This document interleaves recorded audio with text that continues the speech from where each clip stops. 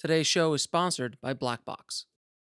Are you going to go shoot your short, or are you going to shoot? You're going to try to go after a feature? That's the question. That's really because it's like an emotional thing because I wrote this a long time ago, and it was when I was in Michigan. I kept telling myself, "Oh, this year I'm gonna get it done. This year I'm gonna get it done." And there was always something I kept telling myself, "Oh, I can't get it done this year. I don't have this person, or I don't have that, or this and Yeah. this." Uh huh. So I think I just got to get over that hump of just letting that go because I don't know if that will. I Well, know that won't give me as much as doing a why don't you? feature will. But why don't you just go out and do it? You have a camera, I'm assuming, right? Yes. You have a camera and you've got post. No. No. Okay. Grab some actors, grab some people that can help you, and just go shoot it. And try to save up $1,000 and go do it for $1,000. Don't try to crowdfund $1,000. Gotcha. Just go out and do it and write it around locations that you have access to for free. Make sure you've got food for everybody, and just go out and Very shoot it, important. man. Yeah, just go out and shoot it, and don't waste around. Don't put obstacles in front of yourself, like I did for 20 odd years. Like, oh, I need this to happen, I need that to happen, I can't do this, I have to have this camera, I have that camera. I said screw all that, and the second I said screw all that, the doors just flew wide open. So don't get in your own way. There's enough obstacles in this business without you throwing more in front of you. So I say just go out and shoot. If this short's important to you, don't have the illusion or anything else or the intention that this film's going to blow you up or give you a shot at a feature. Don't go in it Yeah. with that mentality. Just go, I want to create this piece of art for me. For me. Yeah. And if I can do that, and don't feel guilty for that, because I feel that that's what you feel. You're like, why am I being so self-indulgent? I have to have an end game with this. No, you don't. You can just, if you do it on a certain budget and just do it for yourself and have fun doing it without any attachment to outcome, you will probably be so much happier, so more stress-free, because you don't have all this heaviness on top of your first big project. Just go out and shoot it. Yeah. I mean, and I'll use Duplass as an example. They shot an entire feature film that sucked. The Duplass brothers, they're the first to say it. They shot an entire feature film. They went out and got $50,000 from their family and friends and shot this horrible feature film that has never seen the light of day. They watched it and they're like, this is garbage. And they're like, oh my God, we've just threw away $50,000. So what did they do? They were so depressed that one day they were sitting around Mark's house. Jay and Mark were sitting around their house. And he's like, you know what? I'm going to make a film with you tomorrow. He's like, all right, what are we going to do about it? He's like, he heard the story about how Mark kept leaving messages on the answering machine of his ex-girlfriend. And it just kept getting worse and worse. And he'd go call back and getting worse and worse. He goes, we're going to shoot that as a short film.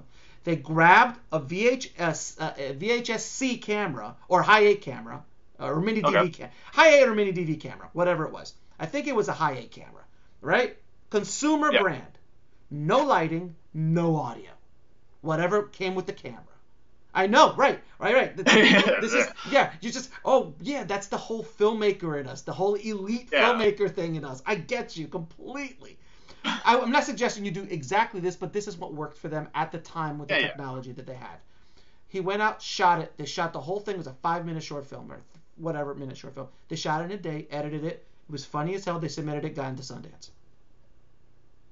The next year, they released Puffy Chair, which was their next feature film that they did for like $3,000. The whole feature. And that launched them after that. Because they did not stop to, oh, I need to do this, or I need to do that, or you get in your own head. If this is an Gotcha. important short film to you, man, and you want to make it, I've been there, brother. I've been there. I spent $50,000 on mine. So, I spent $50,000 on my dream project that I've been working on forever and ever and ever, and have a screenplay to push it, and had a package, and had a professional, pitch package put together, and I had a product placement memoranda. I did the whole thing. I've been attached. We've had money fall and drop. I've gone down this road. So, I don't want you to have to go down that road if you don't have to. Just do Yeah. the art for yourself. Don't go crowdfund for it, because it's going to be tough to do. All that time and money that you're spending crowdfunding, just go out and make it, dude. And then once you make it, put out how you made it on your platforms and show people, hey, Jose's a guy who's making shit. He's doing good stuff. You know, he's working. He's walking the walk, not talking the talk. And if you do that, you're at the top 1% of the 1% of all filmmakers working today. Well, I appreciate that. Been putting obstacles in front of me for a long time. Most filmmakers do, dude. Look, I woke up, I was 20 years in. And that's what woke me up. I was like, shit, man, I'm 40-something. Tomorrow I'm going to wake up, I'm going to be 50, still chasing the dream of making a feature film because I need this camera with this lenses and these actors attached, and I need $1 million to do it. And I'm like, that's stupid. Just make something and then build from there. Yeah. And I've got a bunch of stuff in 2018 I'm going to be announcing that's going to blow everyone's mind because I got a bunch of stuff. I've been quiet. Been putting stuff on, on Indie Film Hustle, but people are like, hey, when's your next movie? I'm like, don't you worry, I got stuff. I got stuff cooking. So I got some big news coming up, but again, and I might be going overboard, but it's something that I'm gonna do and push out there, and I'm not gonna let anything stop me because now I've gone through this process. I'm like, you know what? I don't need to be rich. I just need to make a product and sell that product to an audience, and if I can make a living doing that, everything else will come. It'll make its way. If I could tell you tomorrow that you can make a living doing what you love to do, but you're not going to be rich. You're not going to be rich yet, but you're going to just make a living, put food on the table, provide for your family, and just do that. You're going to make $80,000 a year in LA. That's a lot.